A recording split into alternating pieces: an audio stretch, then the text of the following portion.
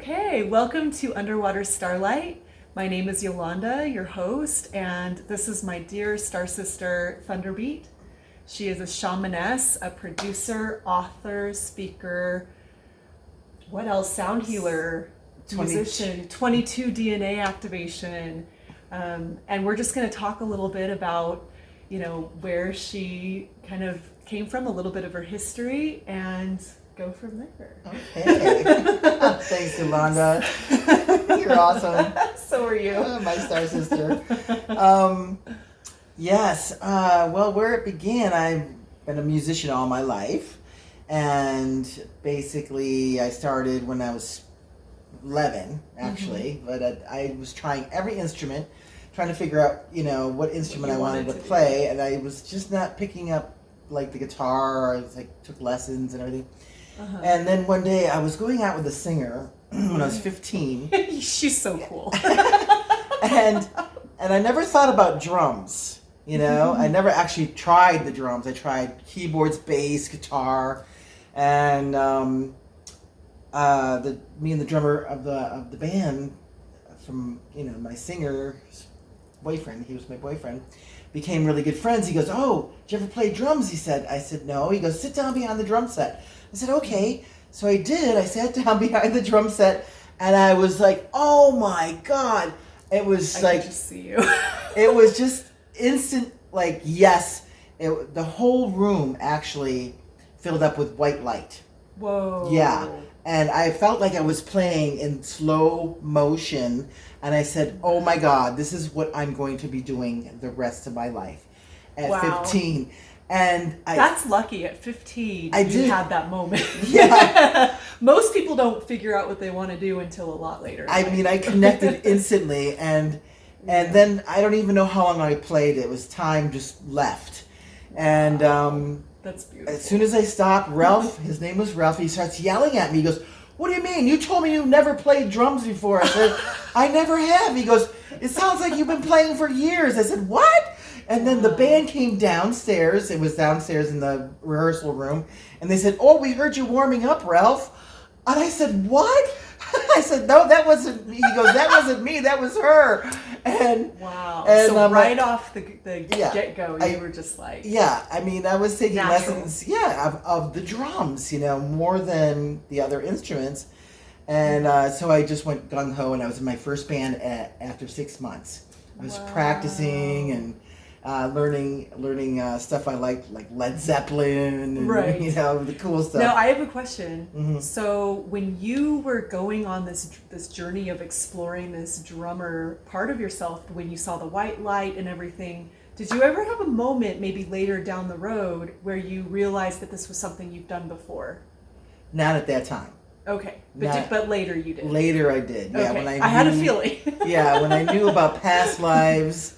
And we're talking 15 years later, Okay. I didn't know. I was, I was actually had a past life regression. Mm-hmm. And, not a regression, it was actually a reading. It's a difference. Right. So say what the difference is. The difference is the reading, the person tunes into your past life, and they go into the Akashic records, and they tell you who you are or where you've been. And a regression is that you actually get hypnotized. You go into it. So you actually see the vision yourself. You actually see the vision yourself in the regression.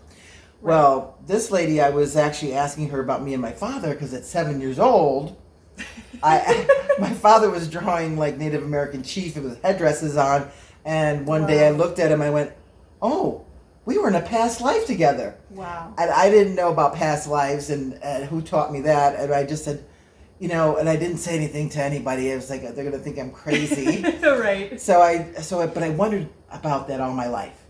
Right. So when I had that reading many, many, many years after, I asked about me and my father if we were in a past life together. And he said, the lady went down in this trance, and she comes back up, and she started speaking this whole different language. Wow. And I said, "I can't understand you." And she went, "Oh, hold on," Right. And she had to come back to this world. Wow. And she goes, "Yes, you both were Native American Shawnee Indians, And I thought at 7, I said my father, I was, oh my God, I'm kind of going back here. I said, oh, my father was the chief and I was his son. At 7 years old, I said that. And so I didn't tell her any of that. I didn't tell her that we're Native American or nothing like that, what I saw. Right. I just said, we're me and my father in a past life together. That's it. So she goes, yes, you were both Native American, Shawnee Indians, and you were the chief, and my father was my son. It was backwards. And I'm like, oh my God. So she started talking about him, saying his name was Running Deer. And they called him Running Deer because he didn't follow tradition. He was, every time we taught tradition, he would run away in the woods. So they called him Running Deer. And he always wanted to be a chief. Wow. Yeah. And he would draw chiefs all the time. But the tribe and I would not let him be a chief because he wasn't learning tradition. So he was very mad at me. Right. And I so there was sort of a karmic thing going on. Probably. There was definitely a karmic thing, a past life thing going on. Right. Past life karmic thing. And I said to the lady, I go, what was my name? She said, Chief Thunderbeat. And I had rivers of tears going down my face. Wow. And I said to her, I said, do you know I play drums in this lifetime? She said, you are carrying your medicine over. Aww. And that's how I found out that, no wonder I picked up drums really quickly, you know? And that came from that particular lifetime? Actually, more than that? More than one, yeah. Wow. Yeah, I found so how did you find that out? Another Akashic with Lisa Barnett. She's amazing, by the way. Yes. She's going to be here for Thunderbeat's Cosmic Awakening Conference in April 2023, April 22nd, 23rd. And it sells out every year, so get your tickets early. It's profound. This year's good, or next year, 2023 is going to be off the chain. It's off the charts. Awesome. But to back up, what was interesting to me was that my father we never allowed him to be a chief in that lifetime. And in this lifetime, he had his own business, and he had all his employees call him chief. Whoa! So he got his wish. He got his wish, and he carried it over to another lifetime. She said it was 500 years ago. Wow! So I've had Thunderbeat for 500 years. And then you said longer than that when you got another reading with Lisa. Yeah. And what were the lifetimes that were connected in? That was a past life when I was a Mayan high priestess, and I was a sound healer. Wow! Back then, 1,000 years ago. Yeah. My name was Amara. Yeah. And she said I was. So many pieces came together. It took a long time for all the pieces to come together, but at my temple, we did sound healing and music.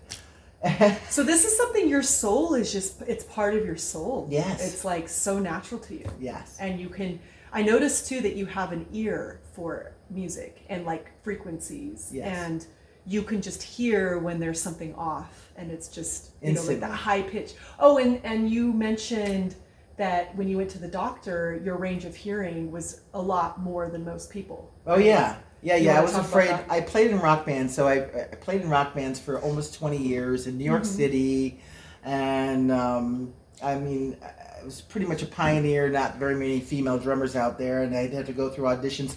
Actually, I had to talk my way into auditions. I said, "When you're a girl, girls don't play drums." I said, "Well, while you're auditioning, why don't you just put me in there?"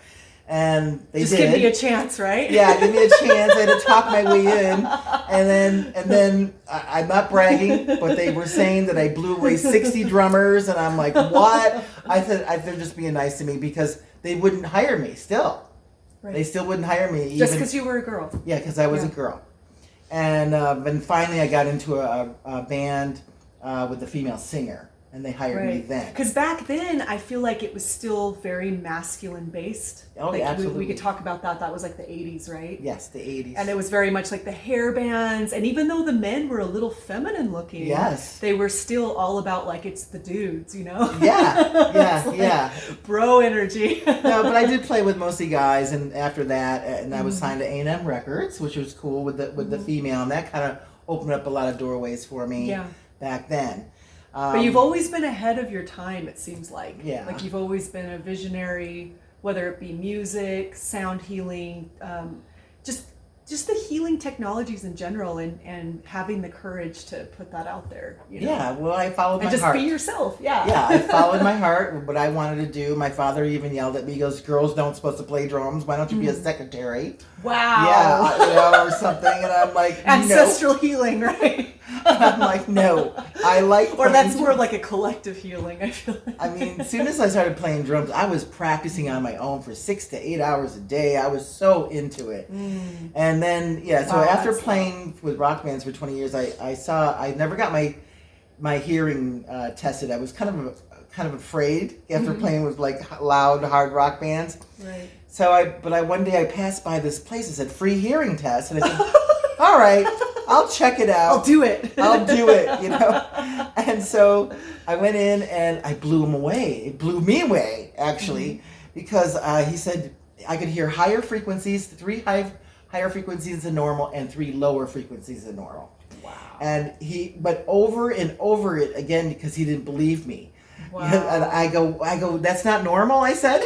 I didn't know. Isn't that funny? We don't even realize, I mean, this is a perfect example of how you think that everyone's like that, right? Yeah. And then you go and get the actual testing, and it's like, oh, wow, that's a unique gift, right? I had no idea. Not everyone can do that. Yeah. And it's just like, I feel like that's with all of our gifts that we come into our lives with we're talking about the soul evolution of like you bringing your medicine through many lifetimes. Yes. And it's like, not everyone brings in drums, brings in sound healing, psychic abilities. So So the whole point of us sharing this is so that, you know, hopefully this helps you guys be able to tap into maybe what your gift is, you know, which is just unique to your soul. Yes. And so Thunderbeat's a perfect example of how she's just had this whole life of unfolding those gifts, kind of unwrapping them, right? Yeah, not realizing. And right. But the guy just pretty much kicked me out of the office. He goes, there's nothing wrong with your hearing. Get out of here.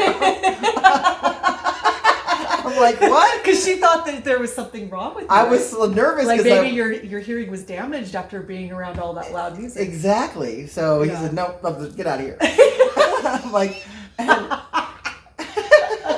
so I said, okay, well, that's kind of cool. I said, oh, because I can hear the like low frequency hums and things like that on the planet, and which is another thing you discovered that was something you could do. Because not everyone can tune into that. Yeah. It's like you're so sensitive. You want to give an example of maybe a situation where you could hear a frequency that most humans can't hear. Okay, well, like people do experience, like, let's say you're laying in bed and all of a sudden the bed is like vibrating, but you don't hear anything. I don't know if that's common, but... Well, a lot of people said I was asking around after I had my hearing test. I said, you know, asking people, do you hear the low frequency hum? And it vibrates your bed, and and a lot of people said, well, I don't hear a low frequency hum, but my bed at night sometimes goes, you know, vibrates. Whoa. Yeah. Okay. So some kind of frequency is happening. So. Are you sure that's not demons? Well, I don't want to go there. So. No, I know. I'm just kidding. Anyway, so I said, okay, there's the low frequency hum. They're talking about, like in Taos, I was recording with a Native American artist there, and they talk about the hum. That was really when they first started talking about it in Taos, New Mexico. And I was in Taos, New Mexico recording, and we were up all night long recording, you know, till like 5 a.m. And we took a break out of the recording studio at 3 o'clock, and I could hear it loud, and everybody could hear it. Whoa. And I'm like, oh my God. And I took up my tuning forks, and I said, I wonder what key this is. And it was, that was E. It was the key of E, your soul plexus, soul. So it was just totally just on all night long. Okay. So what that means, because I'm into, sound healing and the chakras, right. that whatever hums, like any kind of hum that's consistent is going to wipe out that chakra. It blows it out. Even if it's the same, the correct note for the solar plexus. Yeah. So if it just keeps going, it's too much. It's too much. It blows it out. Okay. It blows it out. And I was always checking the keys of the hum, like in Florida where I was living there. It was always in D, your sacral chakra, emotions. Whoa. So it either activates your emotions, or it blows them out like you have no emotions. I mean, it's either or, depending on the person. So I thought that was very interesting when I did that research. And I would take my tuning forks everywhere I traveled, because I was traveling so many places at that time. I was in like Mount Shasta. I heard the hum there, like a steady hum there. It was in the key of G, your throat chakra. Right. And so it was kind of different in different areas of the United States, I'll say, Very interesting. And I would say that, over time, just like you discovered that you had the higher octaves and lower octaves of hearing, you also realized that not a lot of people were doing things like sound healing and using tuning forks. It wasn't very common back when you started to work with the tuning forks and these frequencies. Actually, I started working with them in 1997. But in 1991, I started getting fascinated about how each key affects a person. Think about this, 1991. Yeah, 1991. Some of you weren't even born yet. But I didn't. It wasn't called sound healing. Right. I was just fascinated by that, how it people react, like certain songs, makes them cry, and certain songs, bring up certain emotions, or makes you feel good, or makes you feel sad. So I was checking out for really, you're years. kind of like a scientist of sound frequencies. She's been like always kind of tuned into that, and then almost in like a pioneer way. Yes, absolutely, because there was no one no one else doing it at the time. Not that I know of. So what was interesting was so I would jot these things down, and like then in the 90s grunge came in. It was the key of D, key of D, and they lowered the octave of key of D, and it's like really so low that gets frequency into your sacral. Yeah, it's sacral, and it lowers your frequency because they were doing the low Ds, even lower D than normal. So it's the lower emotions. Yeah, it's a lower frequency too. Right. So it'd bring people down, and I'm like, I'm not into that. I mean, some of the songs were pretty cool, but I was totally into grunge. I was into the upbeat kind of and stuff. the style was pretty fun too. Holes in the jeans, and some plaid, and it was kind of a fun.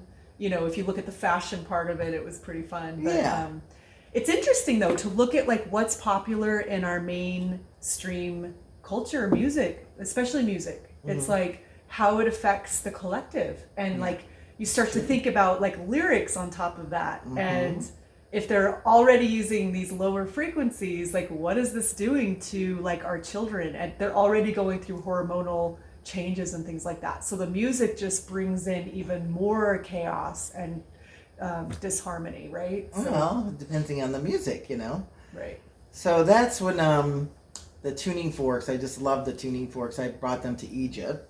And this is my favorite story. Well, there's a couple times a few times I've been there. So, but I remember I was studying chakras and stuff like that, of course, for many years. But I was overnight in the Great Pyramid, right? And Archangel Gabriel came to me, and he goes, "Color, light, sound. 7 is the sacred number. 7 is a sacred number." And I said, he's talking about the 7 colors of the rainbow. He's talking about the 7 chakras. He's telling me there's an activational tone for each chakra. So I got excited. I go, chakra journey. I said it. I go, I want to go home and write the CD right away. And I'm like, what am I, crazy? I'm in Egypt. Why would I want to leave now? But I was excited, very passionate and excited about writing the CD. So I get home, and Archangel Gabriel comes in and helps me with the CD. Wow. The tones and the notes for each chakra. And it's still, this was in 1997.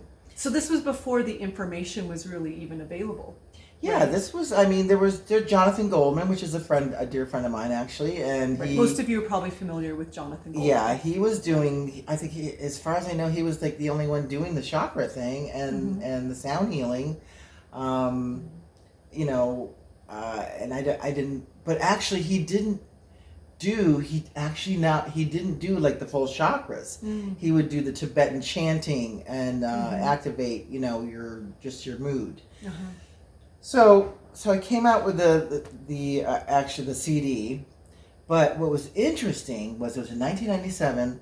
I was in the recording studio, and Gabriel comes in and tells me the tones. We went through like 2,500 sounds. Whoa! I'm serious, on my keyboard, and the energy and everything. And that was the hardest part, trying to find the right keys and tones. Yeah.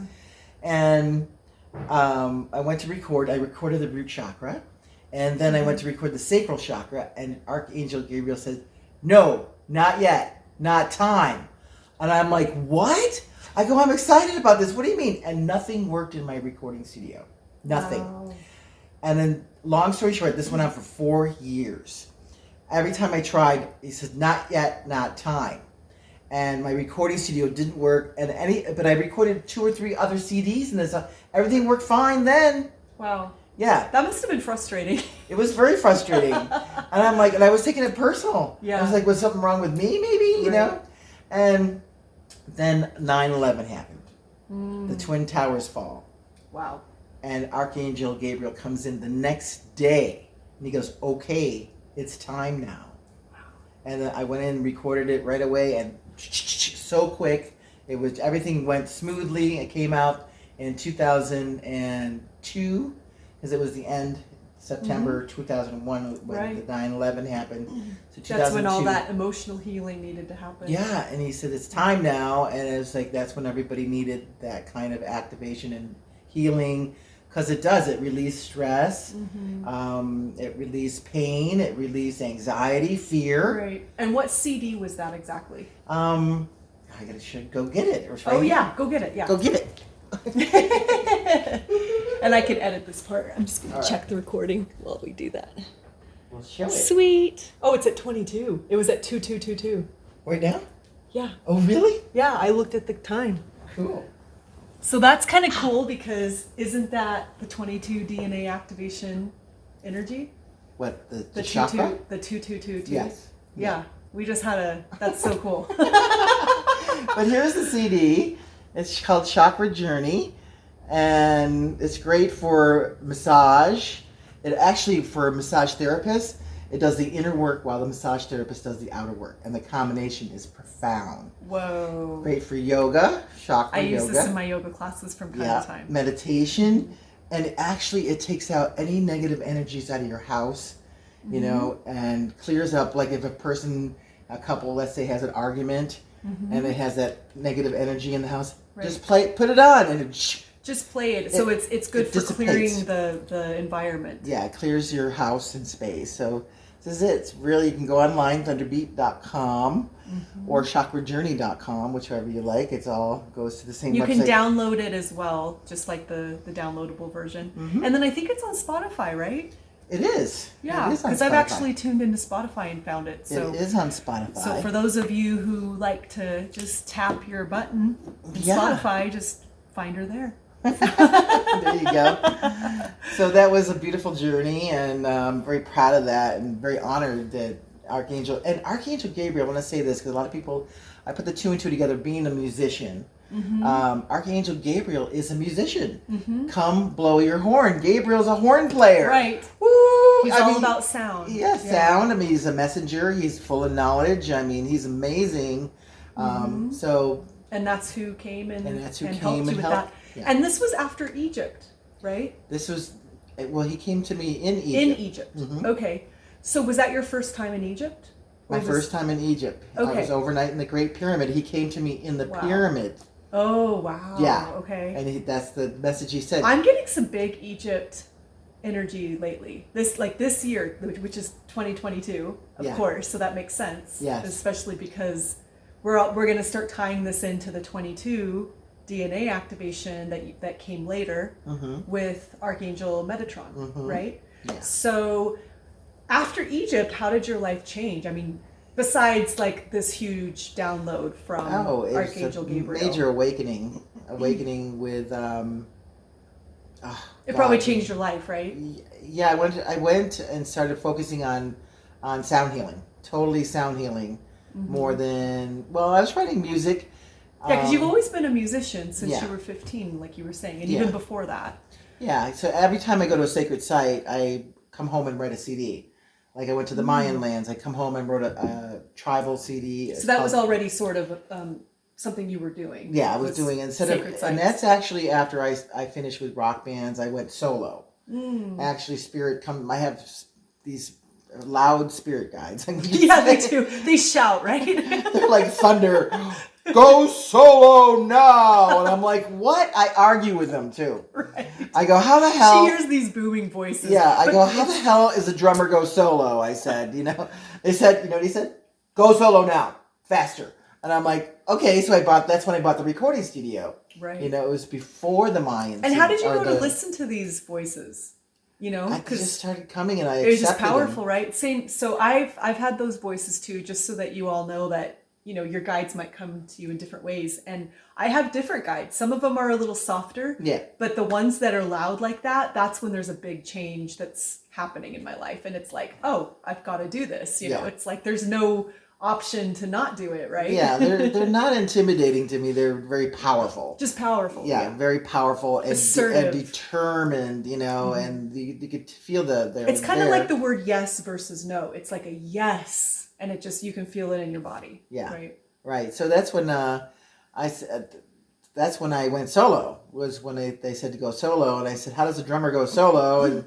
And I was, I'm gonna admit that being in rock bands, it gets a little emotional with a lot of egos and directions of music, and it kind of like the last couple bands I was in, they were arguing all the time. It wasn't fun anymore. Right. It was very sad, and I'm like, draining, very draining. I go, this is not fun anymore, and that's when the voice came in.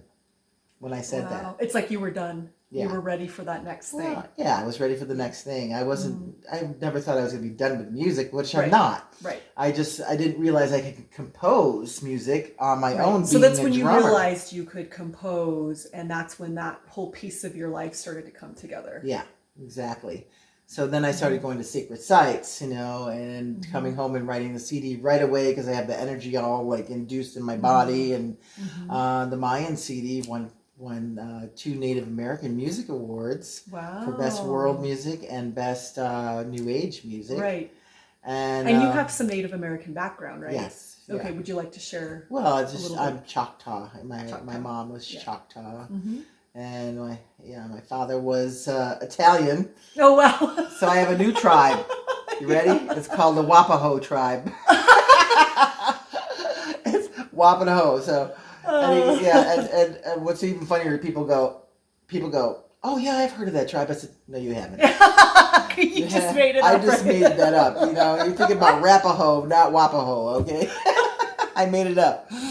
So Cher was half Italian, half Native American. Okay. Yeah. Yeah.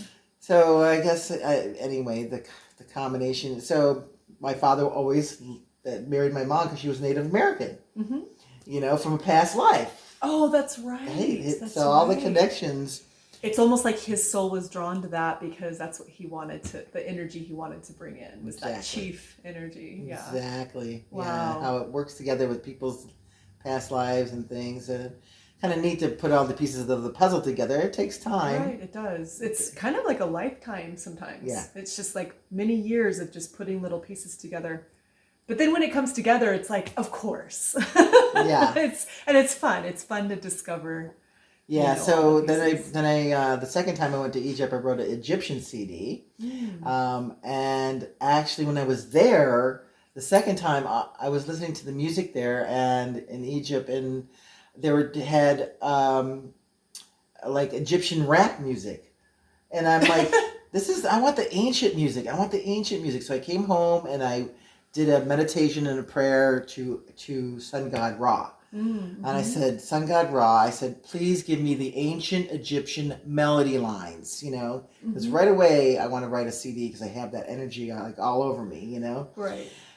From the place. And after 3 days of prayer, he comes in, wakes me up at 1:00 in the morning for 7 days with a different melody line each day.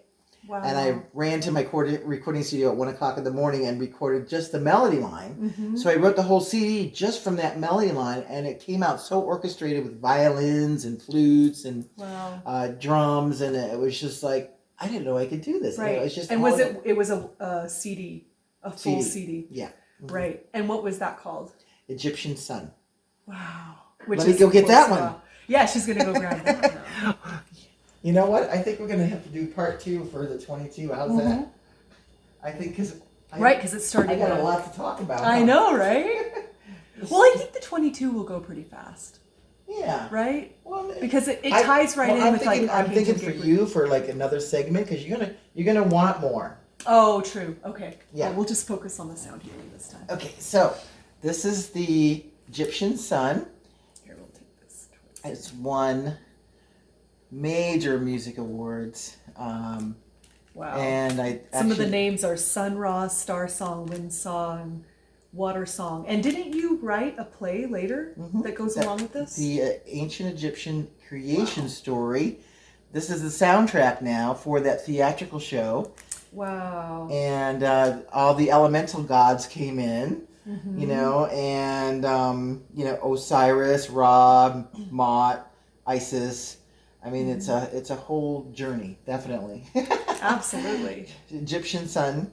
Yeah, so that is something the theatrical show I'll be working on in And the that future. was the second time you went to Egypt. Mm-hmm. Was this what? So when did you go there? And you, I think it was the King's Chamber you were in when you had that moment where you were playing with that sound C, the C and the octave of C. That was the King's Chamber. Yeah. Was that the second time you went to Egypt? The second time. Okay, yeah, let's talk about that for a second. Oh, okay. Because that was really cool. Yeah, I brought my tuning forks again. Okay. And I brought a group, and we got the pyramid private in the morning. When you could just have the whole thing to yourself. Yes, right? and it was March 21st. It was spring equinox. Wow. Which I have never been there. It's the most powerful time. I had no idea the alignment, how they affect the pyramids. It is amazing. Wow. So yeah, I've heard about how like even the placement of where they were built is completely precise. Yes. With the stars and everything. Yeah, with the Orion's belt. Orion's belt, yeah. Yeah.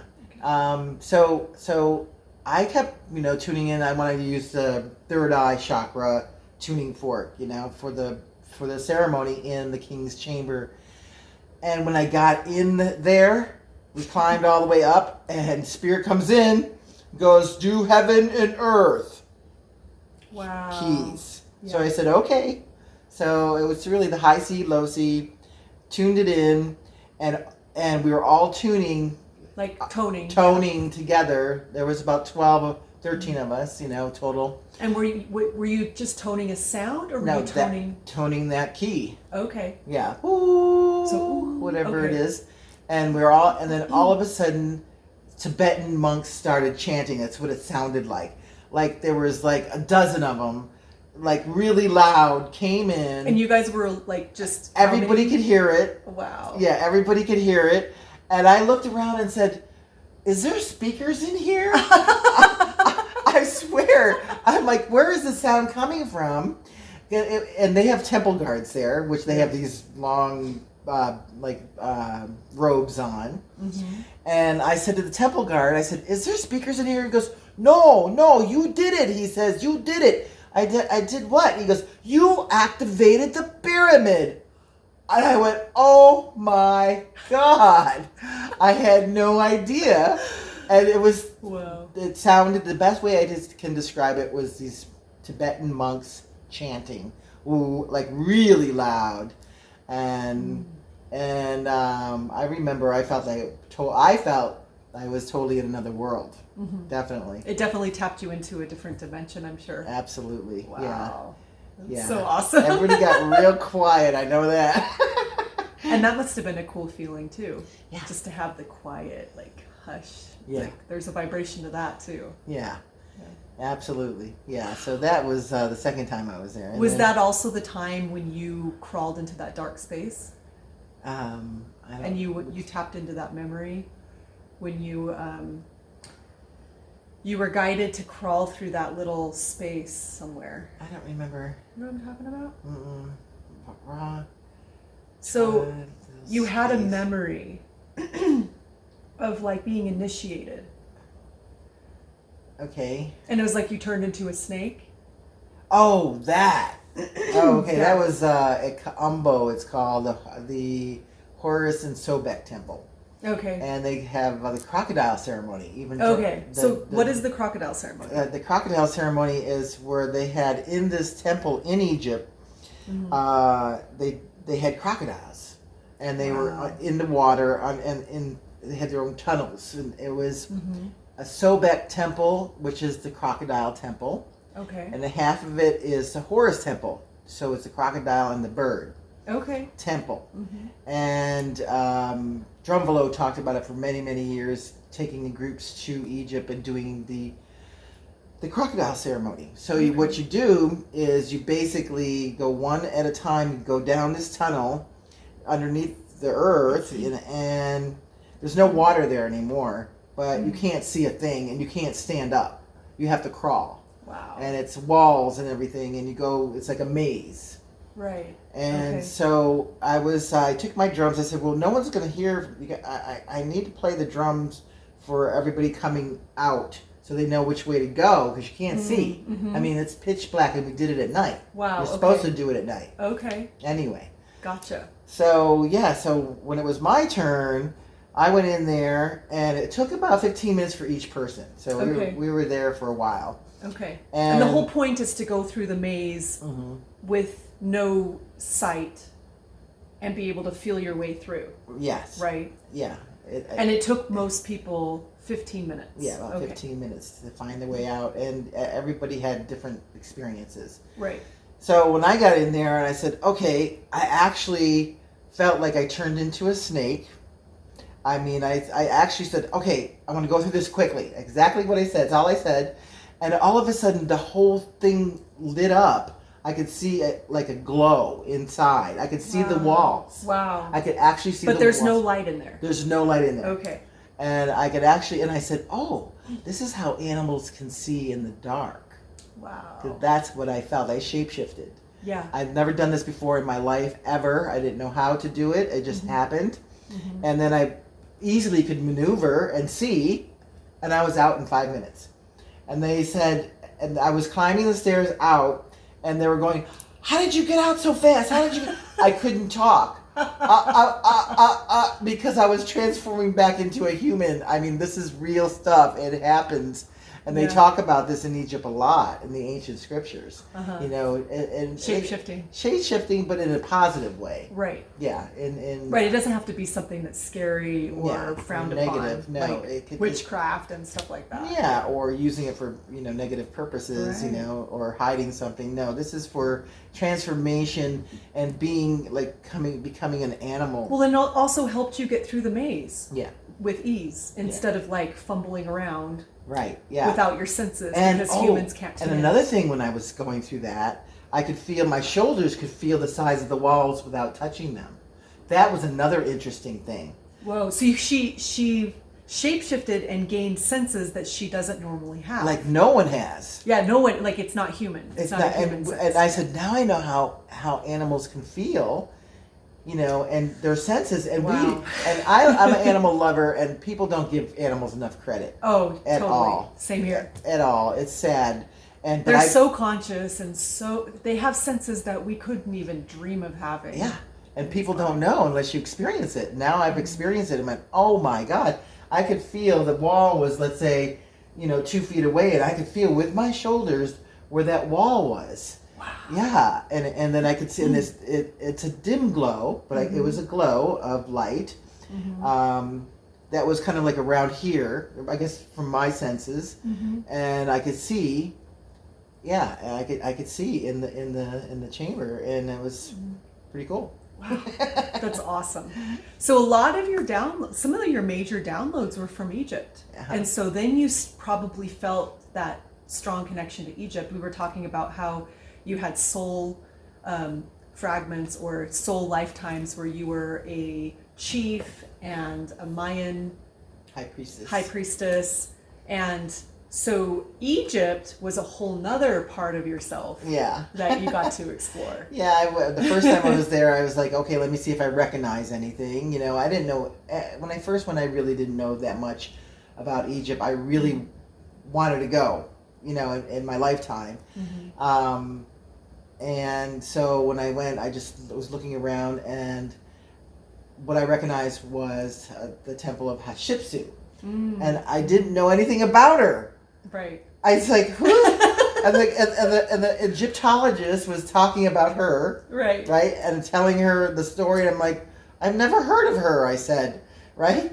And then I said to myself, I said, well, I know I'm not her. I said, I'm probably her sister or something. But I did not. You just said it out loud.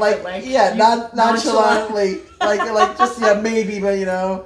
But I said, but I got there and I went, it was the one temple I recognized most of all, that and Osiris temple, a Seti temple, which is where Drumbelow talks about, you know. Oh, okay. And those two temples I recognized. I said, I knew I could read the walls of the Seti temple. Like it made sense to you, all the things. Yeah, it was. I go, this is the creation story of life. And all the other walls, we were talking like weeks before of all these other temples. I was trying to read the walls, see if I could tune in psychically. Nothing. Okay. Till I got there. And I went... And I'm curious, did your guess match up with what the Egyptologists were saying it was? No.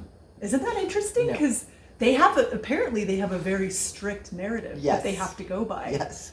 Yes. Interesting. Yeah, me and two other girls who connected in the group when I first went, and the three of us said, we don't think this is right. I mean, it's not, this is like false information.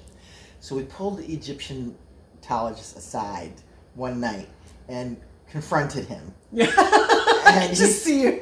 And, he said, he goes, it's the highest paid job in Egypt is Egyptologist. We have to go to college for 4 years, and we're only allowed to say what we're taught.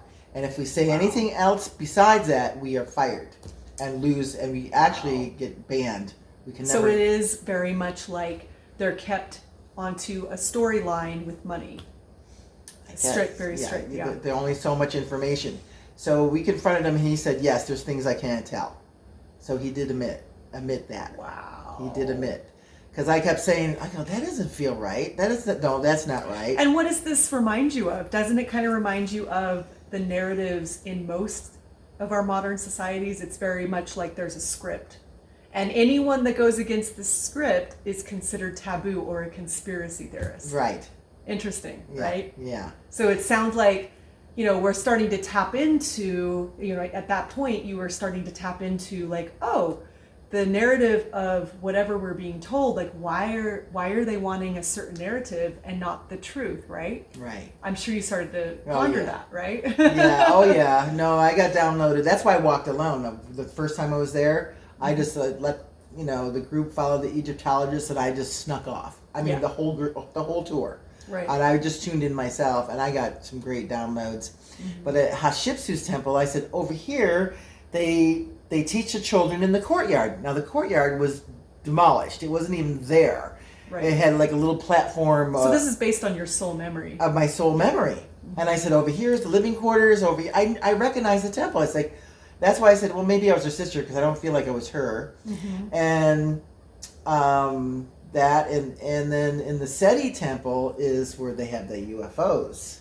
That picture of the UFOs. I don't know if you ever saw that. I haven't seen it yet, but I can't wait. Yeah, I'll have to show you. Yeah. Yeah. Well, we're gonna have to go, girlfriend. It's on my list. I feel like 2023. I'm gonna be going. Oh, good. I feel like I'm being prepared right now. I think because I'm thinking about going in 23 and not 22. Okay, isn't that funny? Yeah, I was supposed to go in 22, but there's a clearing Something's happened in happening there. Yeah. So 23. Mm-hmm. So it's you and I. Yep. It's already coming in. Like I had the hit to go just like you did, but then all of a sudden I'm being prepped. But first, it's like I needed the prep first. So. Yeah. I'm excited.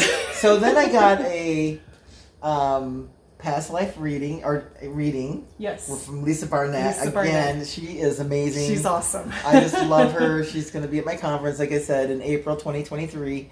But she said she tuned in and she said, and I didn't tell her anything, you know. She said, you were a sister of a queen. And your name was Neferari. And the queen was Queen Hatshepsut. Exactly what I said. I said, well, it's probably her sister or something. I was joking, and it was true.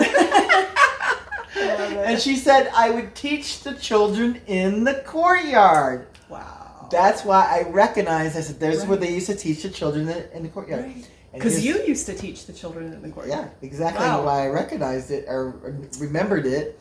And here's another profound thing. And she said one of the children was Moses. Whoa! And that is the history has has been lost. Who found Moses in the river?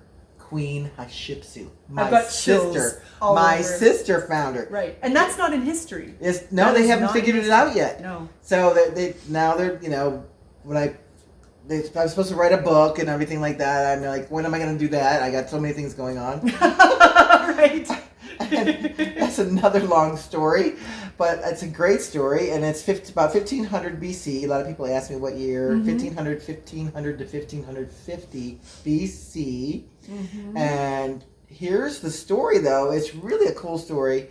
Queen Hatshepsut, she took the throne, and she dressed herself. I call her the female king. Right. She dressed herself with the beard, the little beard and everything, and she called herself like a pharaoh. Right, which would have been considered blasphemy with the traditions of the Egyptians. There was no male to take the throne. Right. So she was always trying to have a child and a male to take the throne after her, and she had a female, and then she was having like miscarriages. Right. This is like wow, unheard of. This is detailed information and unheard of information. But this is so when she found Moses in the river. She's like, oh, here he is. Yes, here's the male, because she didn't want her other brother, I guess, or something. Maybe he wasn't like a pure heart. Yeah, he was very mean. Yeah. He was very mean to her. He was very brutal to her. And so she really didn't want someone like that on the throne. Right, exactly. But our father was Tutmosis the first. So she actually lied to our father and said that it was her child. Because in Egypt, bloodline is sacred. Bloodline is pure. Everything. Everything. Yeah. It's so sacred. So what happened was, so she lied to him, but I ended up training him, training Moses to be a pharaoh with, and let me tell you, Tutmosis means son of Thoth. Whoa. Yeah, Tutmosis. And that's your guide. And Thoth is my guide. Well, he's like, I'm the bloodline. They're saying I'm bloodline. So he was there teaching too. And Tutmosis, Moses, we call them Moses because it means son. That's what Moses, the word Moses means. That's what the word Moses means. Yeah, means son. So we trained him till he was 16 years old. And then our father... That makes so much sense. What you're saying, and that's not in history. And it's not in history. And I dare release this? Yes. You're going to be the first. Yeah. You're going to be the first, and everybody's going to be... Tune in for part 2. We've got some more parts coming. Be telling me, got to write the book. She's got a wealth of knowledge to come through, wisdom and knowledge. So our father found out that Moses, at 16, that he was not pure bloodline, found out. And he freaked out. And that's when the argument happened with Moses ran into the desert for 40 years. Right. Okay, and he was blamed of killing a slave. There was no slaves, too. Right. Either. There was no slaves. Right. That's another story. So that's another made-up story. That's another made-up story. Okay. They actually, Egypt banned the last Ten Commandments movie because they said it's all lies. all lies. All Wow. lies. Yeah. And they're just like, this is insulting, right? Yeah. To our culture. They banned it from Egypt, the movie. Wow. Yeah. So that's another story. So in the book that I'm supposed to be writing about really the true story. She's already got, 3 books? 4 books out. 4 books so out. she's working on the 5th, and who knows how many after that, right? Yeah. I got whatever the collective's ready for, I guess. Yes, I know.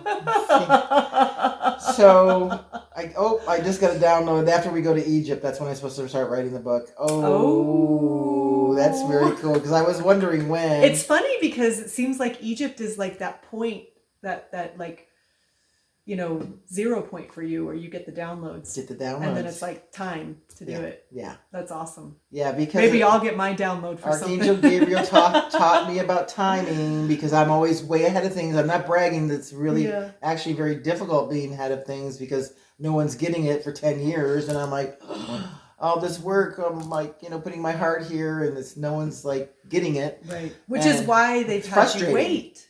Yeah. Because it had to be when people were ready. And I've had similar frustrations with, being, passionate about putting my fashion line out there and certain things that it just wasn't flowing. The energy wasn't there. Right. I wasn't inspired for whatever reason. And now I'm starting to get the inspiration. So it's like, I guess it wasn't time. Yeah. I don't do anything. You got to trust it, even especially those points where it's a lull and you're like uninspired and energy isn't moving. And as a creative person, you're a creative person. Most of us watching this are probably creative in some way. It's like so hard not to take that personally. Like, why is my channel shut down? Like, what's going on? Why do I feel anxious or whatever? Like things are so slow and nothing's working. Right. I don't do anything now. I've come to the point where I don't do anything unless I totally you got to feel it, right? Passionate and groove, and everything just falls in place. Because forcing the flow doesn't work. Yeah. It doesn't work. And it means it's not supposed to. It's not supposed to, and it's not time. Right. Yeah. So and that's not what we've been taught in our culture. So. Yeah. So then Moses came back after 40 years, and there's a whole different Pharaoh. Hatshepsut was gone. Right. Moses was, our father was passed away. So she had already passed? Right? Hatshepsut? Yeah. No one knows what happened to her because her brother took over the one that she didn't want, that was very evil. So she might have and he wiped her off the face of the temple. Right. Like you've probably seen the current history is that a lot of her statues at her temple were defaced with her image was like chipped away, or her name, everything. Yeah. So they were trying to wipe her off of history, but the reason they couldn't was from what I understand is that they hold the bloodline sacred. They would not tamper with the tombs. And so they were able to collect enough of the history from what really happened, but of course still not enough. But they gathered just enough history from the tomb because they didn't dare to deface the tomb. They never found her tomb, first of all. No, they didn't. They never found her tomb. And that's another story, but wait. Tutmosis III was in charge, and he was the one that she didn't want in charge. Right. And he defaced her. Right. He was the one that defaced her. So it must have been some kind of deep feud. Well, he was mad because she raised Moses and told a lie to our father. Yeah, she was trying to get... She was the Pharaoh. Yeah. She didn't want him to be the Pharaoh. Okay. Probably for the good of the people, because I do know that she probably really cared about... she cared a lot. The kingdom. She did a lot of great things. And what was funny, Dr. Hawass from Egypt, the Egyptologist, found one day I'm watching... This is after I got the reading from Lisa Barnett, that I was the sister of the queen, right? Hatshepsut, and I'm 6 months later. I'm looking for Neferari. I'm looking her up. Nothing. There's nothing, and I'm like, oh, this is really sad. Then I watched on the Discovery Channel. Dr. Hawass, he goes, we think we found the Hatshepsut's temple or her tomb. You know. So he goes down there and he goes, well, no, she's not here, but her sister Neferari is. I fell off the floor and I'm like, oh my God. And I saw my mummy. Isn't that a trip? And I've tried to find that again and I can't find it. But how did that feel though? It was shocking. It was like, I knew I looked like that though. Yeah. I was really tall and long, Long neck. like face, and that was it. And I said, "Oh my God!" She goes, and he said her sister Neferari, and there was animals in there, mummified, and Well, so you probably loved animals. oh yeah, I'm an animal lover. Had some pets Of course. that were buried with you. So tying all these, it takes decades to put all this together, you know.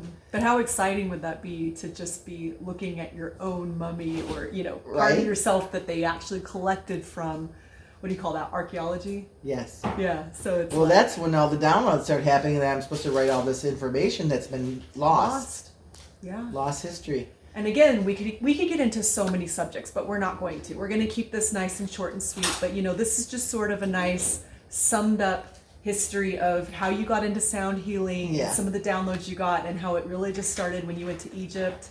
And beyond that, of course, it started when you were young. Actually were activated. But that's when things really activated for you. Mm-hmm. So, just trust where you're being guided to. Absolutely. I think most of us who have been on this path for a while, it's like just trust when you get that hit to just randomly go to a certain place in the world. Yeah. There's probably a connection. Here's a good reason. I mean, I was at a conference, and my friend, I had a crystal table for selling items, and my girlfriend was with me, and she hands me this hieroglyph, this piece of paper with hieroglyphs on there, and I was like, all right, let me try to decipher this. And I'm looking at it, and Spirit goes, turn around. So I turn around, and this lady has a flyer in her hand, trip to Egypt. And I went, oh, okay, I'm supposed to go on that trip. And that's how it happened.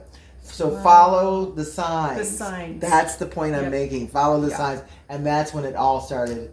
And I listened. You listened. I listened. You listened. Right. Definitely trust yourself. Yeah. That's the key. Yep. Trusting the yourself. little hunches, right? Yeah. And it won't don't seem think you're like crazy. much. Don't think you're not crazy. This is beautiful, right. messages. Especially if you get, because what you're describing is a feeling too. You just feel it in your body. Like when you first picked up the drums, the sticks for the first time, and the white light surrounded you. Yeah. And you could feel it. Like I'm supposed to do this the rest of my life, type of a thing. Like that's how it'll feel. It'll feel like, very moving. And like it's like your soul is being moved, I thought a very deep level. So just trust those hunches. Absolutely, trust. That's the key. There's the big message for today.